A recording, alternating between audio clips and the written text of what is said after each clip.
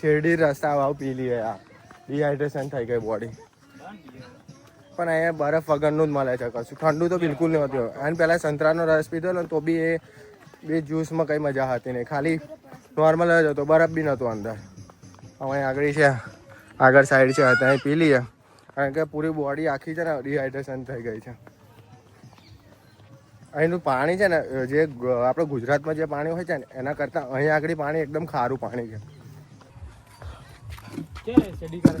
હાશ બનાવ, શેરડીનો રસ પીવો જ પડશે, કારણ કે ડિહાઇડ્રેશન થઈ ગઈ આખી બોડી. પગ લાંબા કરી દીધા છે આની ઉપર યાર, કેટલું બધા ચાલે છે. ગાઈસ રસ્તામાં કશું ખાવાનું છે ને, એટલા માટે આ સંતરું લીધું છે ખાવા માટે. એક સંતરું મળી ગયો, 10 રૂપિયાનું હાલ દીધું. કાકાને પેલું શેરડી 40 રૂપિયા થયા, તો મેં કીધું 10 રૂપિયાનું સંતરું આપી દો, તો સંતરું આપી દીધું. કેવું ધીરે ધીરે ખાતા ખાતા જઈશું તો શરીરમાં કેવું મતલબ પાણી રહેશે.